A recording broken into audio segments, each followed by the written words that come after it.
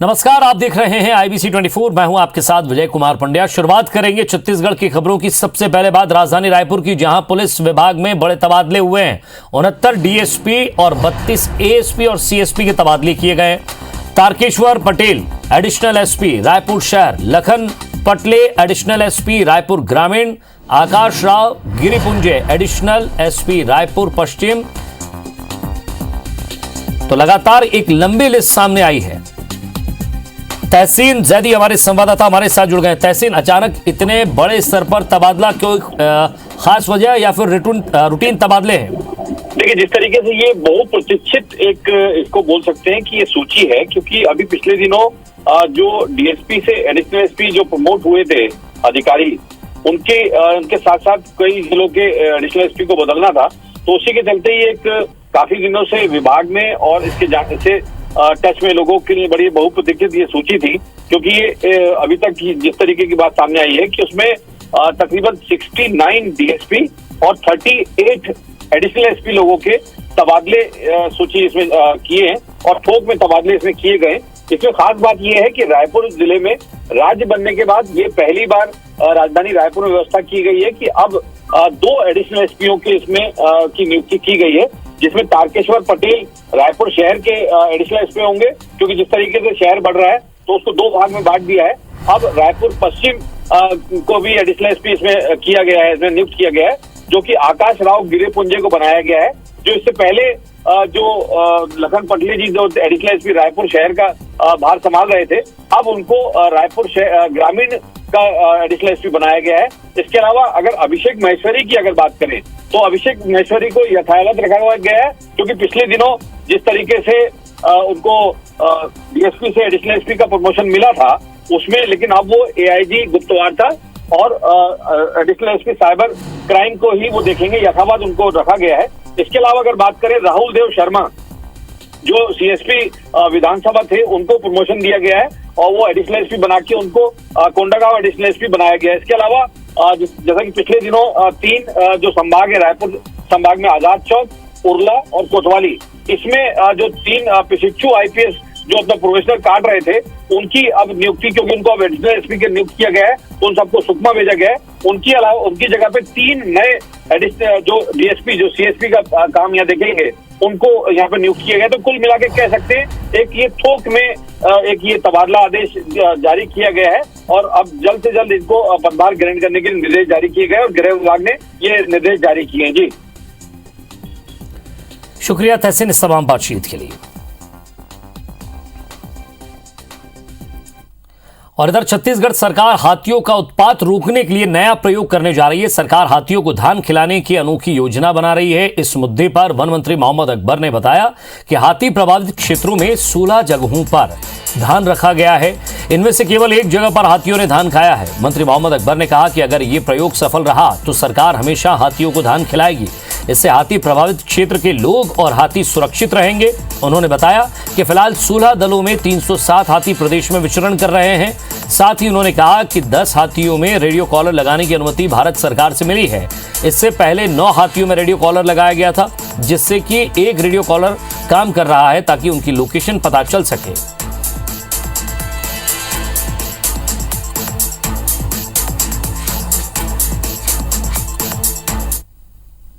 ये व्यवस्था इसलिए की गई है कि हाथियों का जब दल आए तो पहले लोगों को अलर्ट करें कि आप सुरक्षित स्थान पर चले जाओ और धान के बोरों को वहां पर रख दिया जाए ताकि हाथी आए और यदि उनको खाने का मिल जाएगा तो फिर मकानों को क्षतिग्रस्त नहीं करेंगे। ये एक प्रयोग है, खाली बैठने से अच्छा कि कोई प्रयोग होना चाहिए। रेडियो कॉलरिंग का काम हाथियों को किया गया, 9 हाथियों को रेडियो कॉलरिंग किया गया है और बाकी भारत सरकार की तरफ से और अन्य हाथियों को भी रेडियो कॉलरिंग करने की अनुमति प्राप्त हो चुकी है। और छत्तीसगढ़ विद्युत नियामक आयोग के दफ्तर का कल बीजेपी घेराव करेगी। बिजली बिल बढ़ोतरी के विरोध में कल दोपहर 1 बजे रायपुर के डंगनिया स्थित दफ्तर का बीजेपी नेता घेराव करेंगे।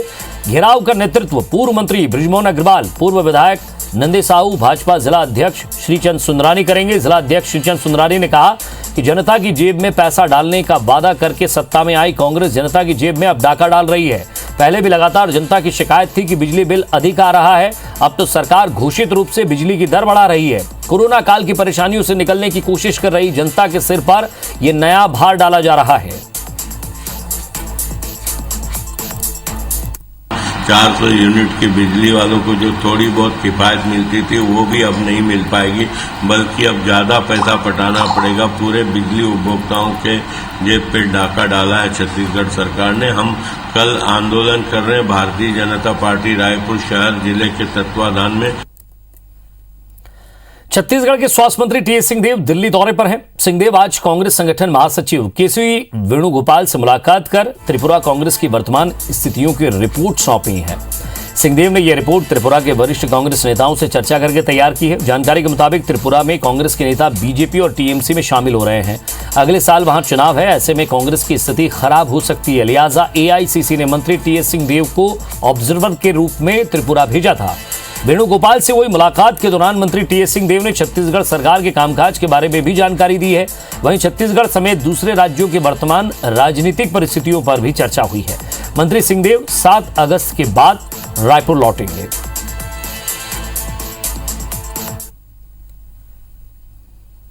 राजनांदगांव से भाजपा सांसद संतोष पांडे ने केंद्रीय सड़क परिवहन मंत्री नितिन गडकरी से मुलाकात कर भारतमाला परियोजना में अधिग्रहित की जा रही जमीनों के मुआवजे के संबंध में चर्चा की है। उन्होंने कहा कि दुर्ग जिले की तुलना में राजनांदगांव जिले में किसानों को अधिग्रहित की जा रही जमीन का कम मुआवजा दिया जा रहा है, जिससे किसानों को काफी आक्रोश है उनमें। भाजपा सांसद संतोष पांडे ने जानकारी देते हुए बताया कि उनके क्षेत्र के किसान लगातार इसकी शिकायत कर रहे हैं। उन्होंने केंद्रीय मंत्री से इस विसंगति को दूर करने की मांग की है। मुआवजा की गणना हेतु निष्पक्ष अधिकारी की देखरेख में यह सब तय हो, इसीलिए मैंने माननीय नितिन गडकरी जी को ज्ञापन सौंपा है और मेरे क्षेत्र के किसानों से शिकायतें प्राप्त हुई है, उसको मैंने विस्तार से रखा है। उन्होंने आश्वासन दिया है जांच करा करके सब ठीक करेंगे। और छत्तीसगढ़ में धान की अधिक कीमत मिलने के कारण दूसरे राज्यों के किसान अक्सर अपना धान छत्तीसगढ़ में खपाने की कोशिश करते हैं। सरकार की सजगता से ऐसे मामले पकड़े भी गए, लेकिन अब किसान खाद के लिए भी छत्तीसगढ़ का रुख कर रहे हैं। दरअसल छत्तीसगढ़ से लगे कई राज्यों में खाद की भारी कमी है, लेकिन छत्तीसगढ़ सरकार किसानों को खाद उपलब्ध कराने की पूरी कोशिश कर रही है, जिसे पाने के लिए दूसरे राज्यों के किसान यहां आ रहे हैं। इस मामले में कृषि मंत्री रविंद्र चौबे का कहना है कि खाद की कमी जरूर है। उन्होंने विभागीय अधिकारियों को बॉर्डर पर खाद की अवैध परिवहन पर नजर रखने के निर्देश दिए हैं। निजी खाद विक्रेताओं के मुताबिक पूरे राज्य से खाद की भारी कमी आ रही है। उनकी कोशिश है कि संतुलन बनाकर सभी किसानों को खाद उपलब्ध कराई जा सके। अब एक आध घटना बॉर्डर के जिलों में हो सकती है। सारे देश में खाद की कमी है, लेकिन छत्तीसगढ़ की लगातार उपेक्षा केंद्र सरकार कर रही है। खाद की तो बहुत दिक्कत है, ये तो हम सार्वजनिक तौर पे स्वीकार करते हैं। स्थिति तो ऐसा जानकारी मिला कि वहाँ भी तो थोड़ा सा टाइट है, बाकी वहाँ भी धीरे धीरे पूर्ति हो रहा है। किसान में तो मैं प्राथमिकता अपने आस पास किसान को देता हूँ, बाहर किसान क्यों दूंगा?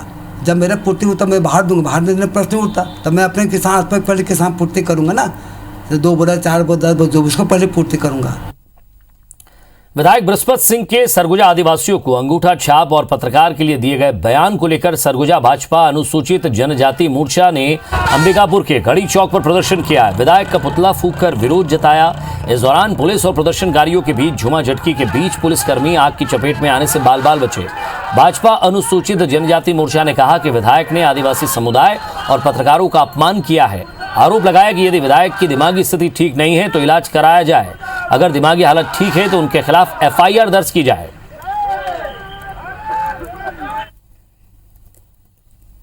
बृहस्पति सिंह बलरामपुर रामानुजगंज क्षेत्र के जो विधायक हैं, दूसरी बार उनका पुतला दान किया हम लोगों ने। कल आप लोगों के साथ पत्रकार साथियों के साथ जो सर्किट हाउस अंबिकापुर में बातचीत में उन्होंने पूरे सरगुजा के आदिवासियों को अपमानित किया है और सरगुजा के अंगूठा छाप आदिवासी टाइप का पत्रकार प्रश्न पूछते वैसा बोला। उसमें लोकतंत्र में चौथे स्तंभ के रूप में काम करने वाले पत्रकारों को भी अपमानित किया है और हम सब लोग अभी एसपी साहब के पास जा रहे हैं कि उनके खिलाफ कार्रवाई होना चाहिए। उत्तर प्रदेश के कांग्रेस मास्टर ट्रेनर्स का 5 दिवसीय ट्रेनिंग आज रायपुर में खत्म हुई है। इस ट्रेनिंग प्रोग्राम में विशेष रूप से कांग्रेस की महासचिव प्रियंका गांधी जुड़ी। उन्होंने उत्तर प्रदेश में होने वाले विधानसभा चुनाव के लिए दमखम के साथ उतरने की बात मास्टर ट्रेनरों से कही है। उत्तर प्रदेश कांग्रेस के प्रभारी सचिव राजेश तिवारी ने बताया कि 1.25 लाख पोलिंग बूथ स्तर पर कांग्रेस तैयार हो रही है। यूपी में कांग्रेस के चेहरे पर यह कहा कि कांग्रेस के नेता और कार्यकर्ता चाहते हैं कि प्रियंका गांधी का चेहरा सामने रखकर चुनाव लड़ाया जाए। मोदी सरकार की, योगी सरकार की विफलताएं क्या क्या है, ये सारी चीजों का मास्टर ट्रेनर लोग को प्रशिक्षित किया जा रहा है। और ये फिर यहाँ पे जाकर लगभग 700 जगह पे ट्रेनिंग जो है वो कैंप वहाँ पे आयोजित किए जाएंगे, जहाँ पे लाखों कार्यकर्ताओं को प्रशिक्षित किया जाएगा। और हमारे सामने प्रियंका जी जैसे नेतृत्व है, जिसकी वजह से कार्यकर्ताओं में बहुत ज्यादा उत्साह और उमंग है। राजनांदगांव जिले में चिटफंड कंपनियों से जाल में फंसकर अपने रुपए गंवा चुके लोगों को राज्य शासन ने अपने घोषणा पत्र के अनुसार रुपए वापस करवाने की कवायद शुरू की है। पिछले साल धनतेरस के दिन राज्य शासन ने कई निवेशकों के पैसे वापस कराए थे, तो वहीं अब एक बार फिर बचे हुए निवेशकों से दस्तावेज मांगकर उनके पैसे लौटाने की कवायद की जा रही है, जिसके लिए दस्तावेज जमा करने के लिए आज सैकड़ों की संख्या में लोग तहसील कार्यालय पहुंचे हैं। प्रशासन ने दस्तावेज जमा करने के लिए 6 तारीख तक का समय निवेशकों को दिया है। राजनांदगांव जिले में लगभग 1 करोड़ रुपए चिटफंड कंपनियों की संपत्ति से अर्जित हुए हैं और इन रुपयों को निवेशकों को लौटाने की प्रक्रिया शुरू कर दी गई है।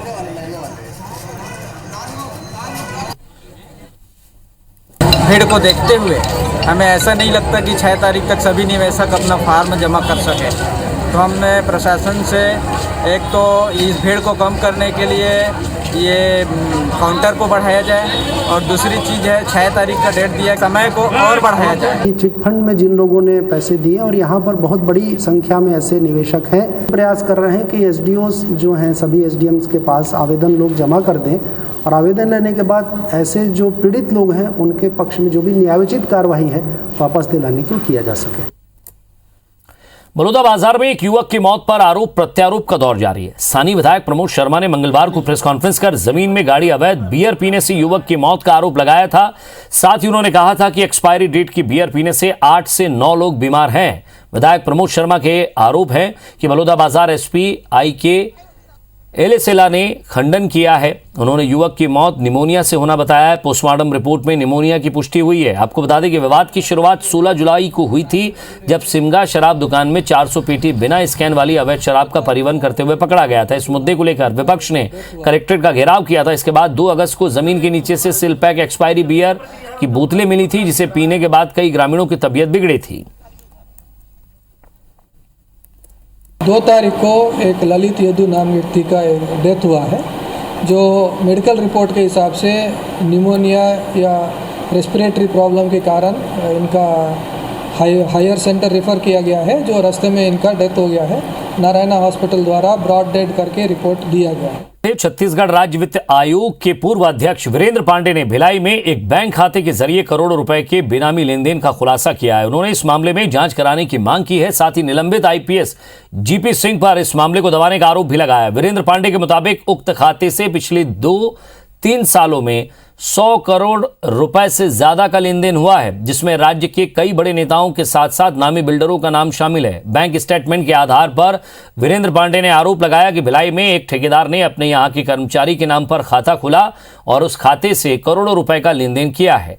भारी भरकम लेन देन को देखते हुए उस शख्स ने थाने में इसकी शिकायत की है। वीरेंद्र पांडे ने इस पूरे मामले में मुख्यमंत्री भूपेश बघेल से जांच की मांग की है। मामला ये 2017 से एक यस बैंक में एक अनिमेश सिंह के नाम से खाता खोला गया। उस खाते में चुनाव के दरमियान 2018 के चुनाव के दरमियान और 2019 के चुनाव के दरमियान बड़े पैमाने पर लेन देन हुआ है और नगद का लेन देन हुआ है, नगद जमा हुआ है, नगद निकला है। 12,000 रुपये के नौकर के खाते से इतना बड़ा लेन देन अपने आप में संदेह पैदा करता है। और हमें तो ये लगता है कि ये सारा मामला सत्ता और कंपनी और भूमाफियाओं के गठजोड़ का मामला है। इस मामले की पूरी जांच होनी चाहिए। रायगढ़ नगर निगम में सड़कों के पेचवर्क के नाम पर निकाले गए 1.25 करोड़ के टेंडर को लेकर बवाल मचा हुआ है। भाजपा का आरोप है कि निगम ने पहले योजनाओं के क्रियान्वयन के नाम पर खुद ही सड़कों की खुदाई कराई और सड़कों की एजेंसी से मरम्मत कराने के बजाय सिर्फ पेचवर्क के नाम पर 1.25 करोड़ रुपए फूंक दिए। भाजपा कमीशन खोरी और भ्रष्टाचार का आरोप लगाते हुए टेंडर निरस्त कर सड़कों के निर्माण पर राशि खर्च करने की मांग कर रही है।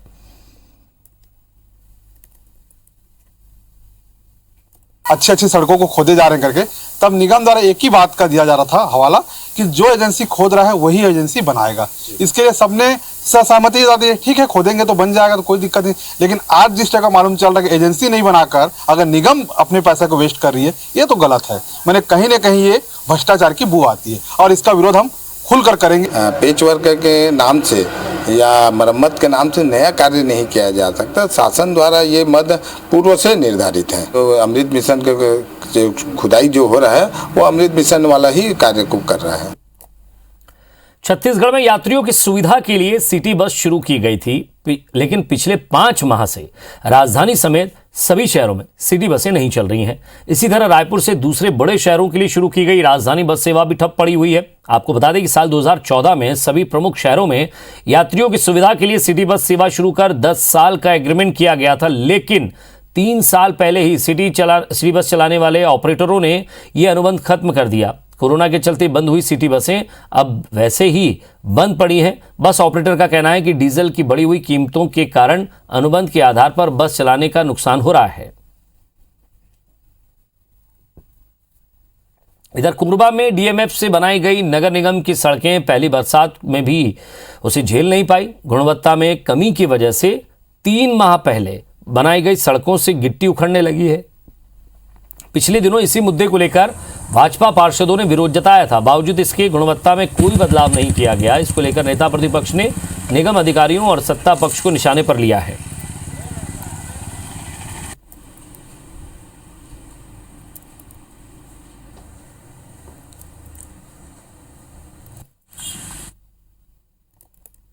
जो सड़क का निर्माण हो रहा है गुणवत्ताहीन सड़क का निर्माण हो रहा है, जिसके पीछे कारण केवल भ्रष्टाचार और कमीशनखोरी है, जिसके विरोध में हम पहले भी आवाज उठाते रहे हैं और आगे भी आवाज उठाते रहेंगे। यह स्थिति नहीं सुधरी तो बृहद आंदोलन हम छेड़ेंगे। स्थिति तो ठीक है। अब जो डीएमएफ से 6 रोड जो अप्रूव हुए थे उसमें 4 कंप्लीट हो गए, 5वां अभी अंडर कंस्ट्रक्शन है और कंट्रेक्टर के क्योंकि लायबिलिटी पीरियड में है इसलिए कंट्रेक्टर भी मैं उम्मीद करता हूं कि वो उसको डिनाई नहीं करेगा, उसको रिपेयर करके देगा। इधर कोरोना काल में बिलासपुर जिले में बीपीएल परिवारों की संख्या एकाएक बढ़ गई है। गरीबी रेखा का राशन कार्ड बनवाने के लिए होड़ मची हुई है। 14 महीने में जिले में 20,000 परिवारों ने बीपीएल राशन कार्ड बनवाया, जबकि आवेदनों की संख्या करीब 1.5 गुनी है। फिलहाल जिले में बीपीएल राशन कार्डों की संख्या 4 लाख के करीब है और इसी साल के अप्रैल से जुलाई तक यानी महज 4 महीने में 5,000 के करीब बीपीएल कार्ड बनाए गए हैं। इतना ही नहीं, इसी बीच करीब 10,000 लोग पुराने कार्डों में अपने नाम जुड़वाकर भी लाभ ले रहे हैं। गरीब कल्याण अन्न योजना के तहत मार्च 2020 में गरीब परिवारों को 5 किलो खाद्यान्न मुफ्त देने की शुरुआत हुई थी।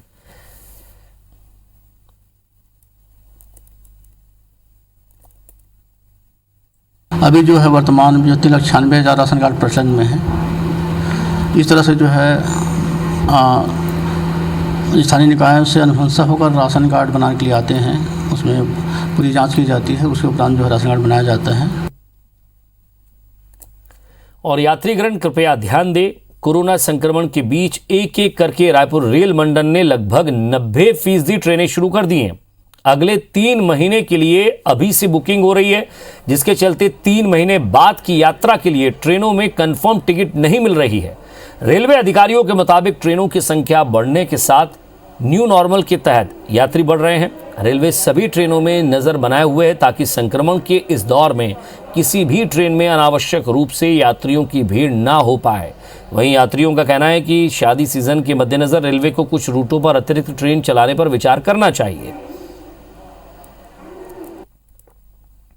3 महीने के बाद की स्थिति में अभी तो मैं कमेंट नहीं कर पाऊंगा, पर मुझे स्थिति नॉर्मल ही दिख रही है 3 महीने पश्चात भी, जो पैसेंजर्स की भीड़ वाइज है, क्योंकि जो अभी ट्रेनें हैं वही 3 महीने बाद रहेंगी। सर अवेलेबिलिटी की स्थिति तो अभी थोड़ी दयनीय है। जिस हिसाब से देखा जा रहा है, यानी हमको 3 महीने 4 महीने पहले अपने शादी की टिकटें बुक करवानी है, तो उसके लिए भी हमको अभी वेटिंग टिकट्स कहीं मिल रही है। 3 महीने की बात की यही है और ज़्यादातर मेजर सिटीज़ के लिए जो ट्रेनें हैं बहुत कम है, मतलब गिनी चुनी ट्रेनें हैं। जयपुर के लिए ले लीजिए या लखनऊ के लिए ले लीजिए, मतलब 1-2 ट्रेनें हैं जिसमें टिकट्स तुरंत बुक हो जाती हैं, अवेलेबिलिटी बिल्कुल नहीं है। और इसी के साथ फिलहाल इस बुलेटिन में इतना ही। नमस्कार।